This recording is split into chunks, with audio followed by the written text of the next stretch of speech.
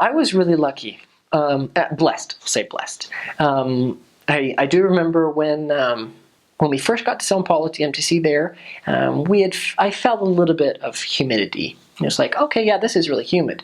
And then once the plane landed in Fortaleza, which is in northern Brazil, or northeastern, it's very close to the equator, and the plane landed on the tarmac, and then we pulled up, and then as soon as the door opened, there was this wave of heat and moisture. It was like, boom.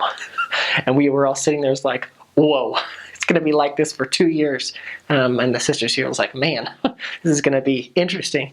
But it's very hot. I'm not going to say it's hotter, because there are missions in Brazil that are much hotter every single day. But it was quite warm.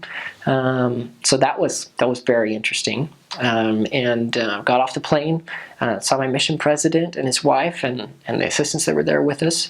I remember we went right to the mission home, and or the mission office, and we waited. He did interviews, and they were finalizing who we were going to be with and everything, make sure everything was okay.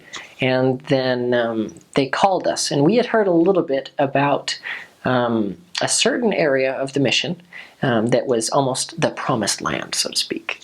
That I think most missions have one of those, and they were talking about, yeah, if you get sent there as your first area, you must be awesome, a great missionary.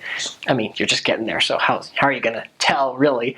But so when it finally came time for the transfers to be announced, who people were going to be with, they announced everyone one at a time, and who their trainer would be, and then the trainer came out. And then the mission president started closing up, and I was like, wait a second.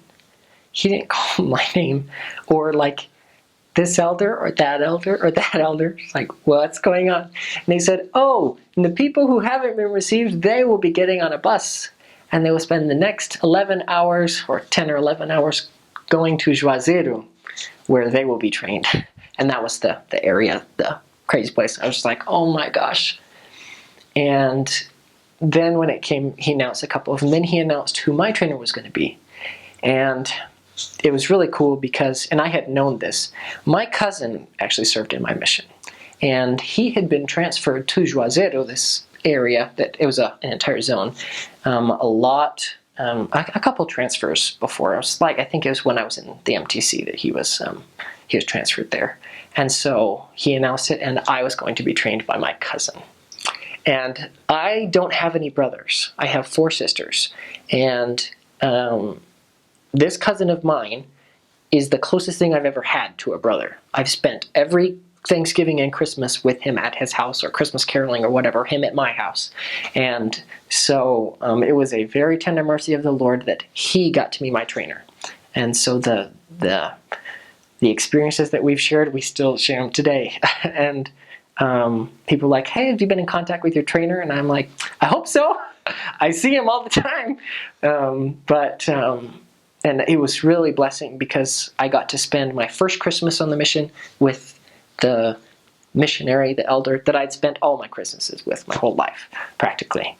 And so it was a really cool experience in that regard. So being trained, obviously, was not easy, because being trained is not easy.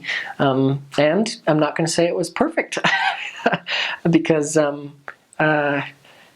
the family members, they get along, and then sometimes they don't, and so. But we made it work, and it was a wonderful experience being trained there, and so that was really great in that regard. I was really blessed that way.